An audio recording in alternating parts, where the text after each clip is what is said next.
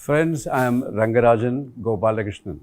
Officially, I am Dr. Rangarajan Gopalakrishnan, being a professor in Rajagiri Business School, Kakinad. And communication is my subject, and I think it's better that I dwell on this particular subject which I am handling in many classes and during many trainings. We know that currently we are living in a world where we separate our lives between online activity and offline activity. Because of this indulgence in online and offline activity, which we can't avoid, communication has undergone a lot of change. Means it is a linguistic revolution that we are facing right now, which means that it also has its bearing on the time factor. When you don't have time, how you condense and how you condense the contents. That's what you do. And then you move on.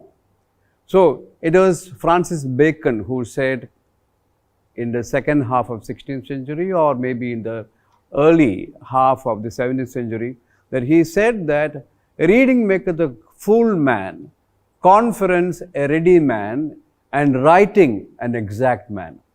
Nowadays we know that there is nothing called writing.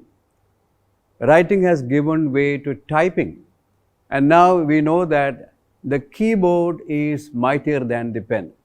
Earlier we used to say that the pen is mightier than the sword, but now it is the keyboard which is mightier than the sword itself, and then mightier than the pen itself, in the sense that we keep on typing.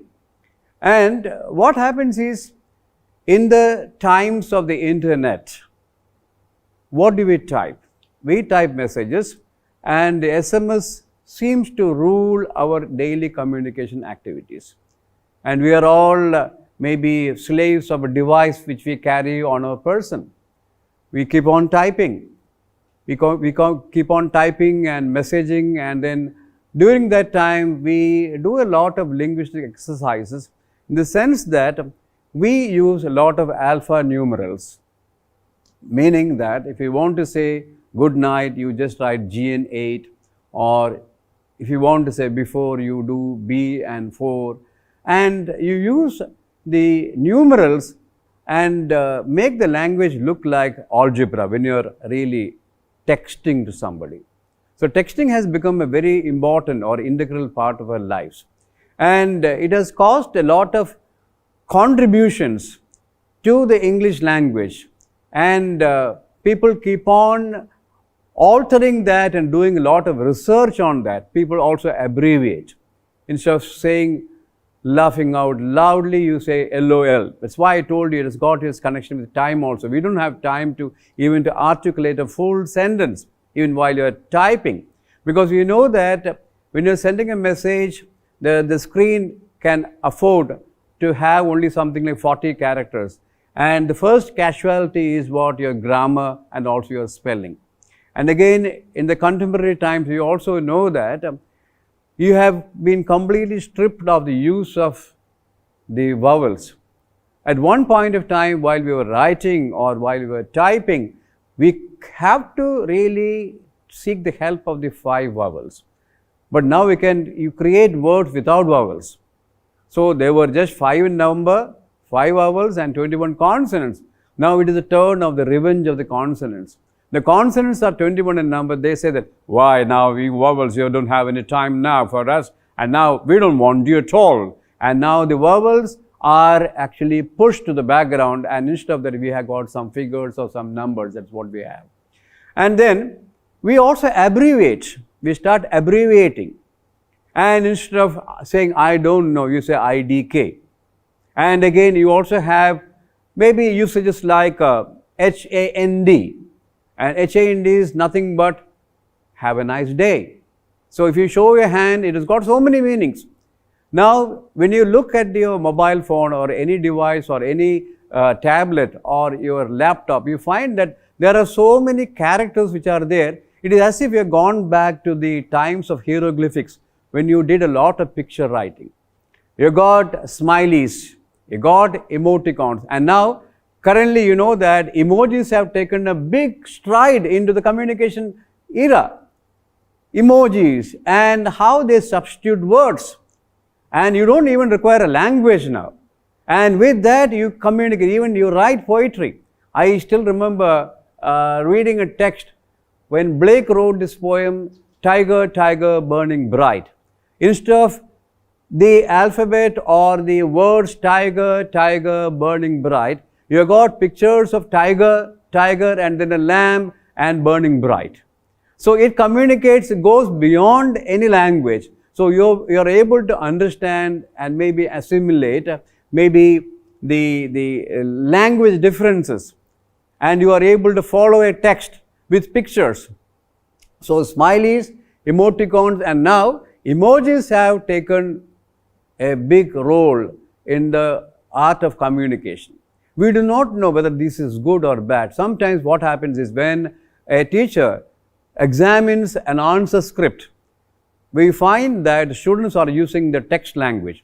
Instead of writing U, Y-O-U, they write just U, the alphabet, and so writing A-R-E, they write just R. And teachers themselves do not really notice that because they themselves start texting and they are so much habituated to the use of texting language. So what happens is, you may think that language has gone for a 6.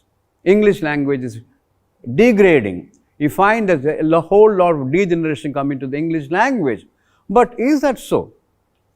I feel that I should really share the optimism that is being voiced by none other than a great linguist like David Crystal. David Crystal has said that this kind of texting language, it has a very, very positive effect. Those people who never dare to write anything, because writing is exact art according to Francis Bacon. People did not dare to write because they felt that sentence structuring would invite grammatical errors and spelling errors. But now nobody accuses you. Those people who are very literate, they can write good English, they can write without any grammar mistake, they can write without any spelling errors, but you know that you compromise for taking away some of the grammatical components of a sentence just to communicate. Those people who know the English language. Similarly, those people who know the spelling also, they take away some of the maybe cardinal alphabet there and then still communicate.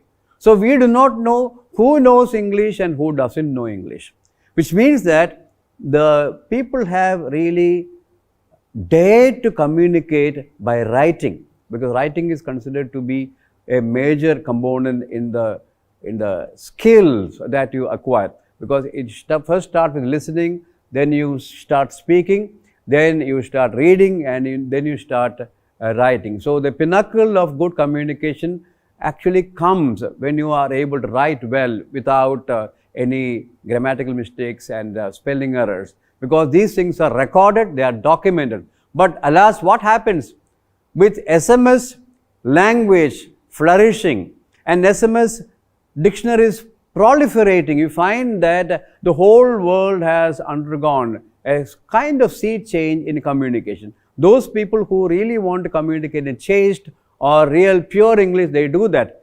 Purists, they say that this is not good English. But the time has come for those people who are on the threshold, who are hesitating, who are really bashful, or who are very coy, timid in entering to the world of writing. They are now getting the opportunity, because people don't make fun of them when they start their first initiation, or they start their initiation in texting with spelling mistakes assured, with grammar mistakes assured, and nobody finds fault with them. So this is something to tell you, to share you my observations about the changes in languages happening, and which is very, very contemporary. And we know that still language keeps on changing. We do not know whether this kind of changes, exercises or experiments will come to stay, because people have even evolved something like Globish, where you have got only some 50 structures in order to communicate and negotiate when you have got to do some business activity. So language keeps on changing, especially the English language, because English language is very open-minded, and every day, whether you believe it or not, 50 new words are coming into the English language.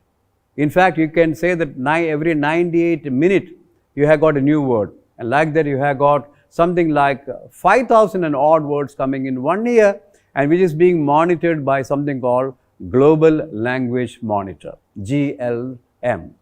So they are able to find out how many hits are made. Google will help you to find out how many times these words are being used.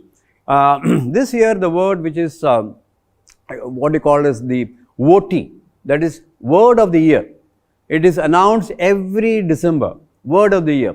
This year the words related to climate, like climate strike or upcycling, all these are words related to climate which is now in vogue.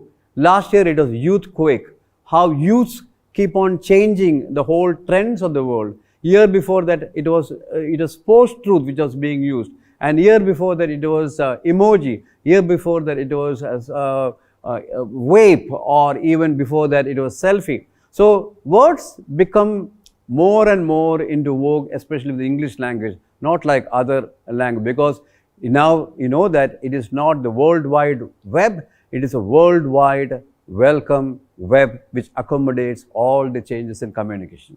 Thank you. This is my thought which I am sharing with you. Thanks a lot.